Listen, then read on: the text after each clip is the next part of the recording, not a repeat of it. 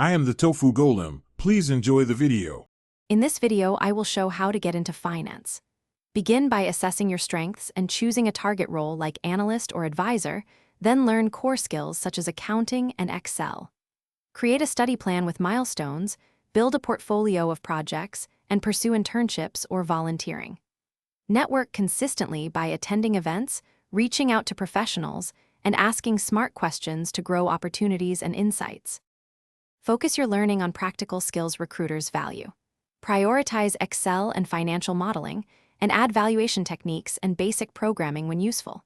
Choose certifications that align with your goals and timeline, and balance study with applied projects. Use online courses, textbooks, and mentorship to reinforce learning. Regular practice and real-world examples will make your knowledge job-ready and boost interview confidence in a competitive market. When launching your career, focus on measurable results and stories that show impact. Customize each application with concise achievements and numbers. Practice interviews with mock technical problems and behavioral narratives that highlight leadership and problem solving. Use informational interviews to learn company culture and hiring needs. Maintain persistent but polite follow-up and keep building skills between roles to stay competitive and adaptable in finance.